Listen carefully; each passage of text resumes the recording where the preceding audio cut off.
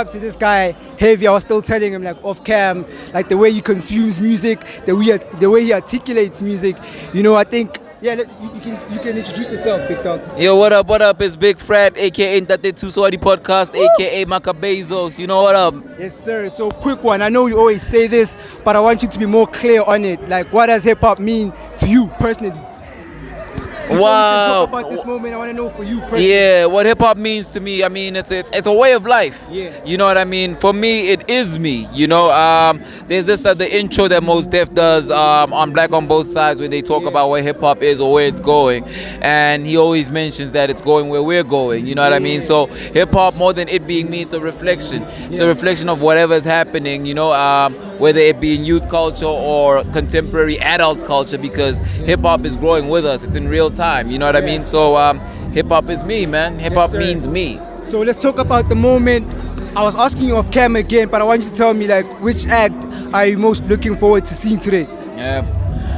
Look, to be honest, be as biased as possible. It's okay. Look, man, it's not even no bias or anything, dog. I mean, for one, I'm here to see the experience, dog. You know what I mean? I'm here to experience the experience because it's something done by the young homies, the Qwellers, and they've named it Qwelfontein, and it's a young movement, and I can only be appreciative of it. You know what I mean? I think it's just super amazing, and I'm here to witness what they are doing. You know, and obviously their performance as well. You know what I mean? I've been consuming all of their music. Yeah. Can I ask you this? Like being an advocate of the culture for maybe 10 years or so, I'm not sure. Oh yeah. For sure, you've been in different areas of hip hop, the industry. Yeah. What would you say is the biggest difference of where we are right now to where we were, let's say, the 2015s or 2009s when Chabo was here?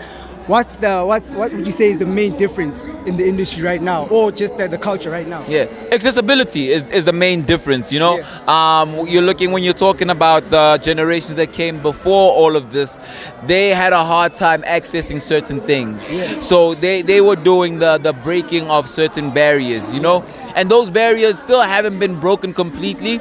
You know what I mean? So something like this is something that we all need to support. So a young movement like this can be large, you know what I mean? So we haven't seen a young movement get super big and reach its full potential. Yeah. So when we're watching the Qwellers, we need to get behind all of this to make sure it reaches its full potential. A lot of potential was cut short because of certain circumstances, certain blockages, but those blockages have been loosened, and now we have the opportunity to see where this can grow completely. So shout out to the other generations for breaking down certain barriers for us to grow. So the biggest difference for me is access and investment. You're seeing a lot of brand investment in young movements now, whereas it wasn't as easy to come by back in the day. You know what I mean? Which is a beautiful thing. You must always leave the space better than what you found it. Yes, sir. Yeah. Two more last questions. It's one, but it's a bit broad. I want you to tell me who's, for you personally, as a consumer, who's the pinnacle artist we're looking at as far as SA hip hop is concerned, and also I want you to name me your top three. Okay, the pinnacle. Yeah. Wow. Like someone who's really the voice of what's happening right now. I've said this in numerous interviews, but I mean the world is seeing it right now. He just got nominated for a BET International Flow Award. Matlera Dope Boy. Like I've said that, like from a branding perspective, on a pinnacle level and doing it on a big scale. You know, he's doing it and he's doing it in a way that a lot of people didn't look at doing it. You know what I mean? He dropped an unapologetic art project with Diaspora, but he made sure he killed all of the features and made sure his branding is so tight and so different that it speaks to the whole world and you know, it instigates intrigue from the whole world. You know what I mean? But also just from a local perspective, not just talking global, and I think he can go global just because of how great he is. Another one that I'm thinking of is Lotinova Pounds, bro. I think the whole industry should really water that plant that is you know what I mean, not industry plant, but you know, water the vegetation that Opunyete is harvesting. You know what I mean, if I could put it metaphorically. But I'm just saying, like, that is somebody that is putting so much time and so much investment in his art. You know what I mean? And another one, so now my third one, is Tyson Sabatelli. You know what I mean? Hard spitter, also a great student of the game. You know, and the way that he does his rollouts from just his mind is exceptional. It's exceptional. So my three right now, you know. One more question. That's those are my three. Just go for the conversation. I want to ask if the industry does it.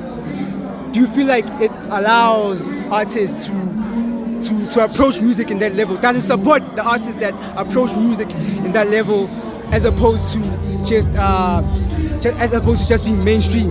Let me tell you, that's the challenge that we're facing. Some people can't be themselves based off the fact that, like, if they become themselves, they run the risk of not being understood. Okay. You know. Listen. This is a piece of advice for the people out there. Listen, the industry will only support you as far as you support yourself.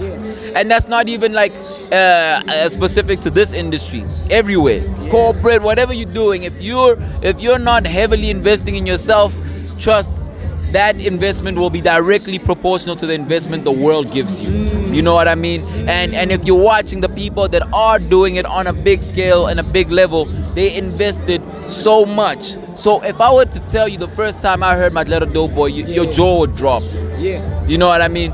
First time I heard that dude was 2011. Damn.